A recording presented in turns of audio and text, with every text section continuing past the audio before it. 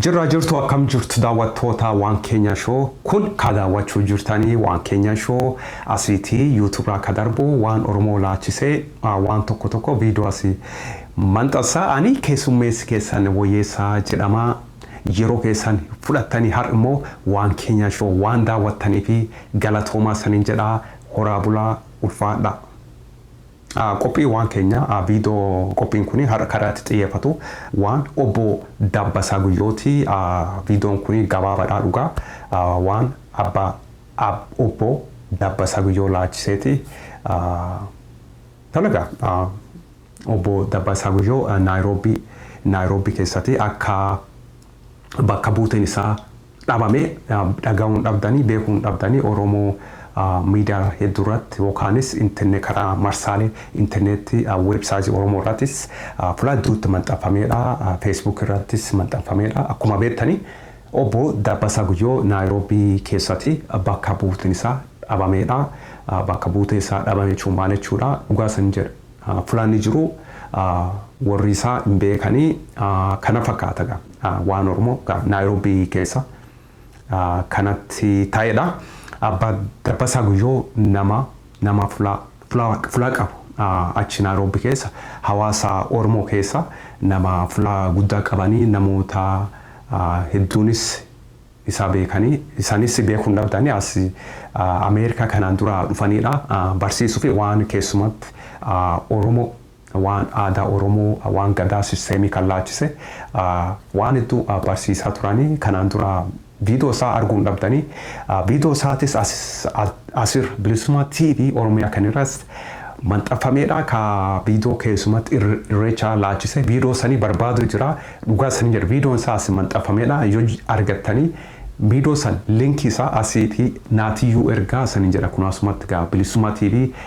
@gmail.com video suni abba obbo Dabbasaa Guyyoo video isaa ayyaan irreecha irratti waan jedhani jira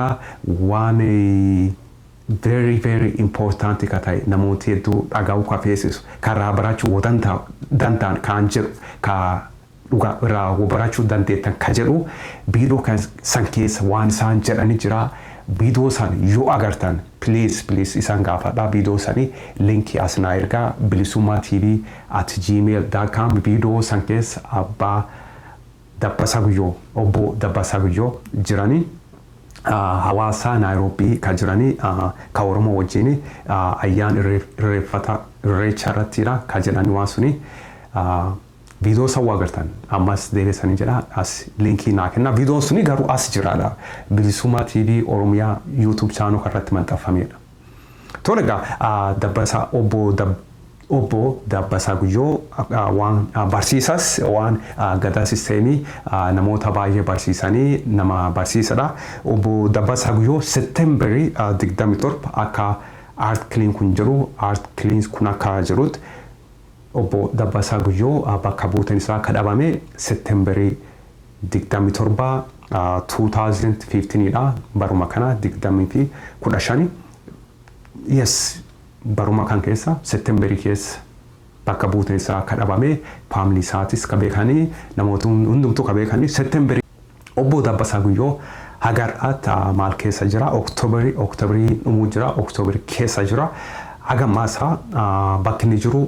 family isaa hin beekanii hawaasi namooti isaan beekanii fula isaan jiran hagammaa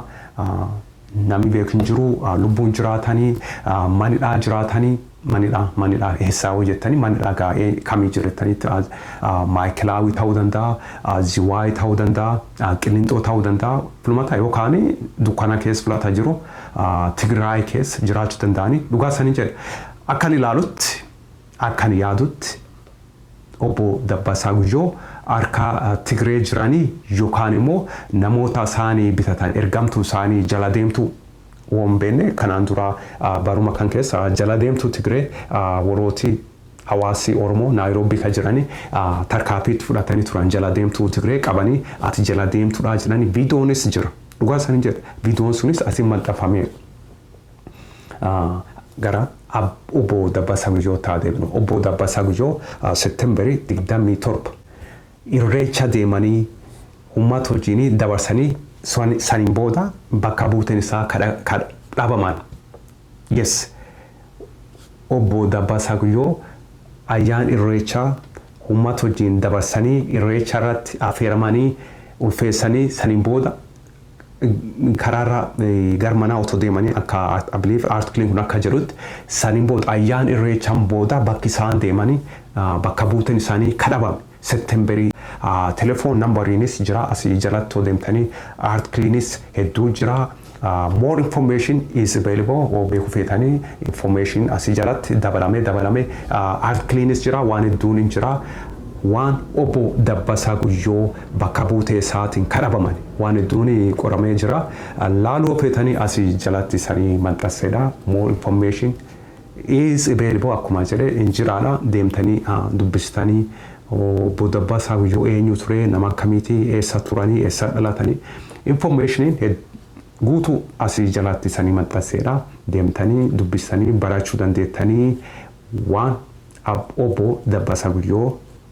isaaniin jedha. Ammoo yeroo keessan fudhatanii waan viidiyoo kan waan daawwattanii fi galatoomaa isaaniin jedha. Horaa bulaa ulfaadha. Obbo Dabbasaa Guyyoo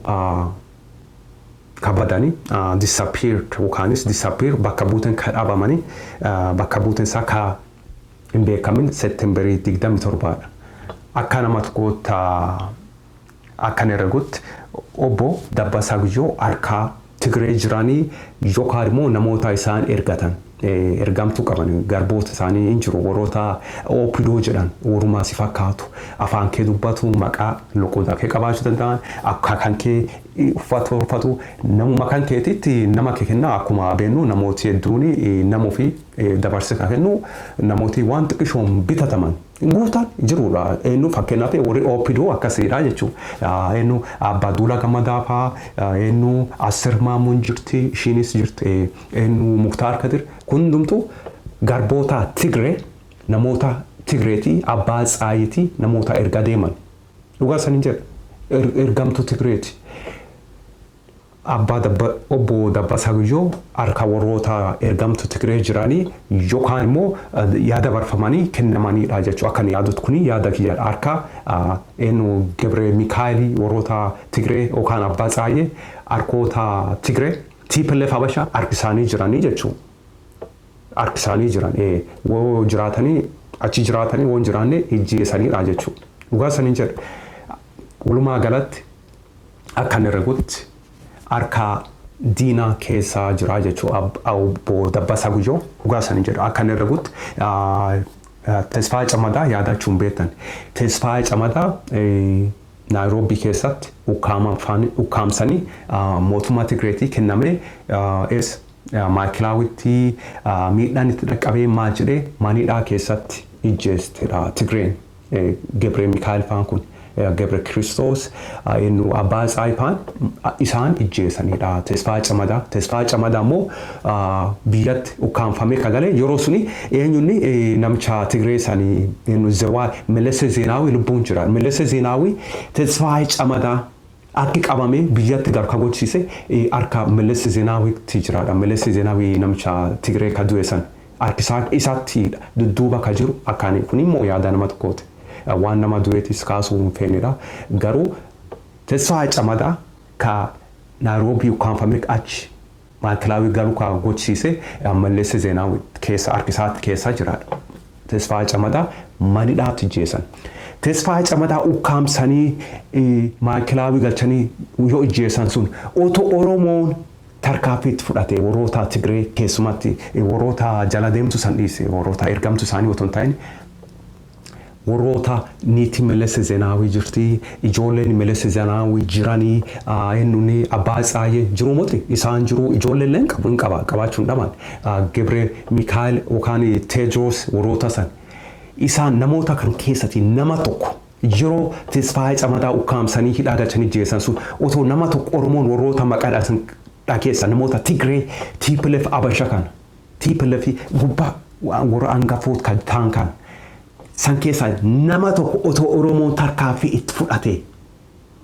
amma deebii saniin jira. Otoo Oromoon tarkaanfii itti fudhate deebii otoo kenne deebii ka isaanitti dhaga'amu akkuma duraan jedhe niitii Mallesee ta'uu dandeetti eenyu Gabre Mikaa'el kana Teedroos ta'uu danda'a Abbaa Tsaayee ta'uu danda'a. Warroota kana keessaa nama tokko Oromoon tarkaanfii otoo fudhate Tesfaayee Camadaa deebii isaanii Tesfaayee Camadaa waan ijjeessaniif Oromoon nama tokko isaan keessaa nama tokko otoo tarkaanfii fudhate akkuma duraan jedhe niitii Mallesee ta'uu dandeetti ijoollee Mallesee Zeenaawii ta'uu danda'a Abbaa Tsaayee ta'uu danda'a ijoollee isaanii ta'uu danda'a isaan keessaa nama tokko otoo Oromoon tarkaanfii fudhate deebii akkasii kan isaanitti dhaga'amu otoo kennee fi har'a obbo Dabbasaa Guyyoo hin qabama yoo laatan qabamee Naayiroobitti harka Tigireen seenedha. Itti ragaa jiran otoo deebii jabdu waan jabdu tokko otoo Oromoo otoo hojjate jabdu jechuun kiyya kun dadhabbii keenya agarsiisaa jechuudha dadhabbii Oromoo agarsiisaa jechuudha otoo waan jabdu tokko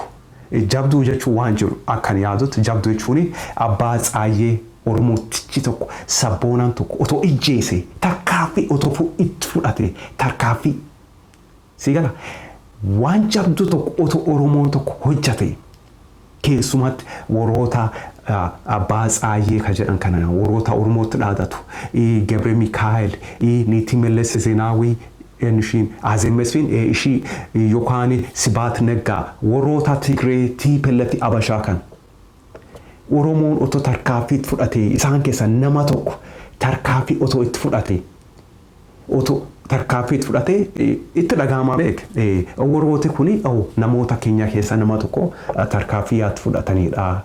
yeroo biraa inni irra gubeek isaanis duunfedhan namni duunfedhu hin jiru otoo deebii guma baase Oromoon Tesfaayee Camadaati yookaan namoota biraatis Naayiroobii kaasaan ijjeessan yookaan kan humbeen ukkaamsanii namni bakka buuteen kadhabaman namoota hundumaa otoo Oromoo deebii kennee warroota Tigree tokko keessatti tarkaanfii otoo itti fudhate namoota Tigree tokko jechuun kiyya nama miskiinaa ala bulaa tokko maali nama akkasiiti muti kadhattu wayiiti muti namoota beekamaa ka ta'an akka Abbaa Tsaayee otoo tarkaanfii Oromoon itti fudhatee waan jabdu hojjate rakkoon Oromoo xiqqoo gad bu'aa deemtii jechuu laafaa deemtii jechuu maal hojjetanii isaan keessaa tokko tarkaanfii itti fudhatte. Isaanis duun fedhan akkuma duraan jedhe itti reganii jechuu namoota keenya ijjeechan itti xiqqaataa deemaa jechuudha xiqqishoo ta'aa deema maaliif ta'e atis isaan keessaa nama tokko hin kennitaaf jechuudha qoricha tokko atis isaan nama tokko ijjeessan atis isaan keessaa nama tokko hin ijjeessaa jechuudha isaan fira kee ijjeessan atis deemtee fira isaa ijjeessaa jechuudha sanuu gootee maal ta'an beektaa. Ijjeechaan dhaabataa jechuudha dhugaa isaanii jira ijjeechaan Oromoo rakkoon itti dhaqqabu lafraa kaasanii labsaa gurguratan maaliin kun hundumtuu xiqqaachaa deemaa jechuudha maaliif ta'e hojiin agarsiistee jechuudha tarkaanfii fudhattee namkee hojjeessa atis deemtee kaasaa ijjeesta. Obbo Dabbasaa Guyyoo ta'uu deebi'ee obbo Dabbasaa Guyyoo kun amma hin jiran bakki buuteen isaa dhabameedha namoota akkan darbutti akkuma duraan jedhe harka Tigree jiraanii jiraatanii harka Tigree jiraatanii bakka buuteen isaanii Naayiroobitti Seettembarii 27 qabame bakka buuteen isaanii dhabameedha obbo Dabbasaa Guyyoo bakka buuteen isaa dhabameedha ukkaanfamee harka Tigree kennamee harka Tigree akka isaan jiran ani shakkiin qabu dhugaa isaanii jedhe harka Tigree jiran obbo Dabbasaa Guyyoo harka Abbaa Tsaayee fa'aa jiranii jechuudha isaan harki isaanii jiran dhugaa isaanii jedhe. Kana fakkaata gaa waan Abbaa Dabbasaa Guyyoo laachise information haaraa yoo jiraate as deebitanii olaatanii ani maxxansaa jechuun faan deemaa guutuu abba namooti information haaraa soo qabatanii yoo argamanis information yoo qabatanii asii na erguu dandeettanii Bilisummaa TV @gmail.com Abbaa obbo Dabbasaa Guyyoo laachise viidiyoo biraatis akka maxxanfamuuf deemu akka beektan fedha dhugaa san jedhu waan haaraa yoo jiraate specially haaraa yoo jiraate obbo Dabbasaa Guyyoo laachise waan haaraa yoo jiraate new development yoo jiraate isaanitti qooduu deema qophii waan keenya obbo Dabbasaa Guyyoo bakka buuteen isaa kadhabamanii Naayiroobii keessatti Seettembarii 27 2015 ganna kan